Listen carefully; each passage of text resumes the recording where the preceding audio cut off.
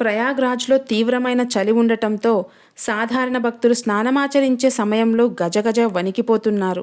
నాగసాధువులు మాత్రం దుస్తులు ధరించకున్నా గడ్డ కట్టించే చలిని తట్టుకొని ఎలా ఉంటున్నారు అనేది అందరిలోనూ తలెత్తుతున్న ప్రశ్న. -డిగ్రీల చలిని సహించగల శక్తి నాగసాధువులకు ఎక్కడి నుంచి వచ్చింది అని ఆశ్చర్యపోతున్నారు.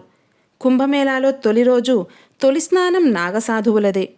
గంగా, యమున, సరస్వతి కలిసిన త్రివేణి సంగమంలో పవిత్ర స్నానమాచరించేందుకు తొలి రోజు నుంచే పెద్ద సంఖ్యలో నాగసాధువులు, అఘోరాలు, సన్యాసులు వచ్చారు.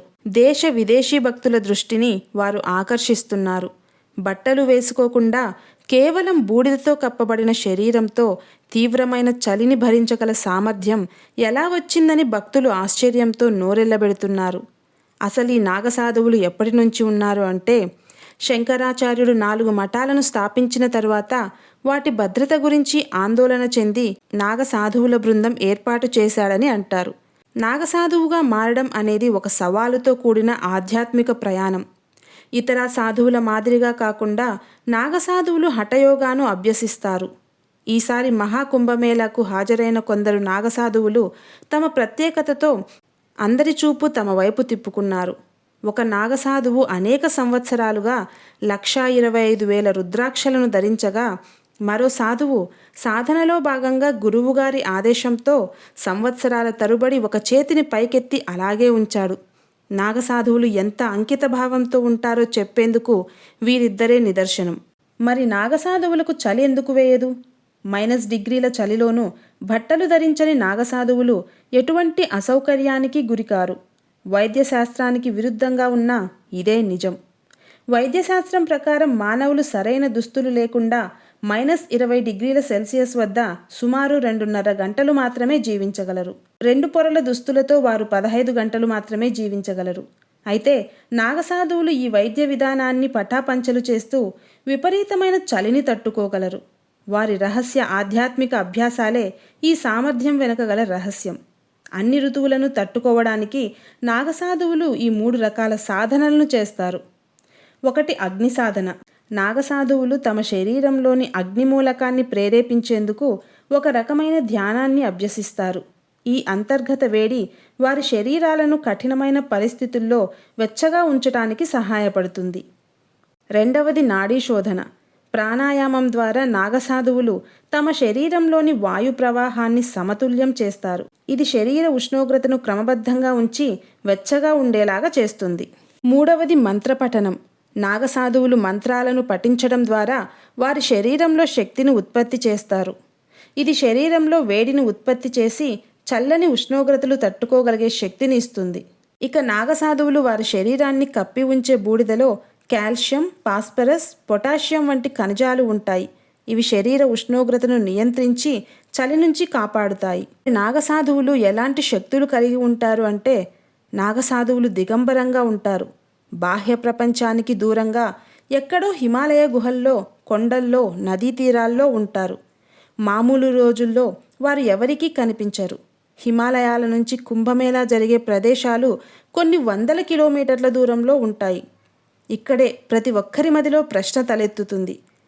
కొన్ని లక్షల మంది దిగంబరులు ఒకేసారి వందల కిలోమీటర్ల దూరం ప్రయాణిస్తే వాళ్ళు ప్రయాణం చేసిన మార్గమంతా ట్రాఫిక్ జామ్ అవ్వాలి కదా. ఇప్పటిదాకా ఎక్కడైనా అలాంటి సంఘటనలు రికార్డ్ అయ్యాయా? లేదు. ప్రయాణ మార్గంలో ఎన్నో పల్లెలు, పట్టణాలు, నగరాలు ఉంటాయి. ఎక్కడైనా ఏ ఫోటోగ్రాఫర్కైనా ఇన్ని లక్షల మంది దిగంబరులు కనిపించారా? లేదు. ఎక్కడైనా ఇంతమంది ప్రత్యేక విమానాల్లోనో ఇతర రవాణా సాధనాల్లోనో ప్రయాణం చేసిన దాఖలాలు కనిపించాయా? లేదు. సరిగ్గా అందరూ ఒకేసారి కుంభమేళా జరిగే ప్రదేశంలో ఎలా ప్రత్యక్షమవుతున్నారు? కుంభమేళా ముగిశాక తిరుగు ప్రయాణంలో 1 కిలోమీటర్ దూరం వరకే కనిపించి హఠాత్తుగా ఎలా మాయమైపోతారు? ఆ ప్రాంతంలో తప్ప మరెక్కడా వారి జాడ ఎందుకు కనిపించదు? వీటన్నింటికీ సమాధానం ఏంటంటే, వారు అనిమాది అష్టసిద్ధులు కలిగి ఉంటారు. ఇప్పటికీ హిమాలయ ప్రాంతాలలో మహామహిమాన్విత సిద్ధపురుషులు, యోగ పురుషులు సూక్ష్మ రూపాలలో సంచరిస్తూ ఉంటారు. వారు మహాత్ములకే దర్శనమిస్తారు. వారికి తెలియని విద్యలు లేవు. వారు దూది పింజల వలె తేలికగా కాగలరు. పర్వతమంత బరువు కాగలరు. అనేక తాంత్రిక విద్యలలో సిద్ధహస్తులు. ఎంతో అవసరం ఏర్పడితే తప్ప వారు తమ విద్యలను బహిర్గతపరచరు. చాలా రహస్యంగా, గోప్యంగా ఏమీ తెలియనట్లుగా ఉంటారు. అందులో సూక్ష్మ శరీరయానం ఒక భాగం. నాగసాధువులు తమ సుదీర్ఘ ప్రయాణానికి ఉపయోగించే ప్రయాణ సాధనం ఇదే. ఎన్నో ఏళ్లుగా మన కళ్ళ ముందు ఇంత సజీవ సాక్ష్యం కనిపిస్తుంటే దాన్ని మనం నమ్మం. అదే అమెరికా వాడో రష్యా వాడో చెబితే ఆహా ఓహో అంటాం. మనకు మంత్ర రహస్య గ్రంథాలున్నాయి, అనేక శాస్త్రాలున్నాయి, వేదాలు, ఉపనిషత్తులు, పురాణాలు, ఇతిహాసాలు ఇలా ఎన్నో ఉన్నాయి. ఒక్కసారి మనసు పెట్టి మన శాస్త్రాలను, పురాణ గ్రంథాలను చదవాలి, వాటిని అధ్యయనం చేయాలి. అప్పుడే మన చరిత్ర మనకు తెలుస్తుంది. ఒక వ్యక్తి నాగసాధువుగా మారడానికి ముందు తనకు సంబంధించిన అన్ని భవబంధాలను వదులుకోవలసి వస్తుంది. అందుకే కుంభమేళా జరిగే సమయంలో నాగసాధువులకి ప్రాధాన్యత ఇస్తుంటారు. వీరు ధరించే విభూది నామాలు మరియు రుద్రాక్షల ద్వారా వారు ఏ అగాడాకు చెందినవారో తెలుస్తుంది. ఒక వ్యక్తి నాగసాధువుగా మారాలంటే ముందుగా అగాడా పెద్దలను కలిసి వారి వివరాలను తెలియచేయాలి. వారు చెప్పిన సమాచారం నచ్చితే వారిని స్వీకరిస్తారు. ఒక్కసారి వద్దు అనుకుంటే మళ్ళీ జీవితంలో వారిని స్వీకరించరు. వీరికి శిక్షణ చాలా కఠినంగా ఉంటుంది. 12 సంవత్సరాలకు ఒకసారి ఈ శిక్షణను మరింత కఠినతరం చేస్తారు. అలా 12 సంవత్సరాలకు ఒకసారి 4 సార్లు వీరు శిక్షణ పొందాల్సి ఉంటుంది. నాగసాధువులు శాకాహారులు. వీరు నేలపైనే నిద్రిస్తారు. రోజులో ఒకసారి మాత్రమే భుజించాలి. వీరు భిక్షాటన ద్వారా తమ ఆహారాన్ని వారే సంపాదించుకోవాలి. అది కూడా వారు రోజుకు 7 ఇళ్ల ముందుకు మాత్రమే భిక్ష అడగాలి. ఆ ఇంటివారు ఏది ఇచ్చినా మహాప్రసాదంగా స్వీకరించాలి. వారు ఏమీ ఇవ్వనిచో శివాజ్ఞ అని ఉపవాసం ఉండాల్సిందే. వీరు దిగంబరంగా జీవించాల్సి ఉంటుంది. శిక్షణ తొలి రోజుల్లో ఒక కాషాయ అంగవస్త్రం మాత్రమే ధరిస్తారు. శిక్షణ కాలం పెరిగే కొద్దీ విభూదిని మరియు రుద్రాక్షలు మాత్రమే ధరిస్తారు. వీరు ప్రధానంగా 5 దేవతలను పూజిస్తారు.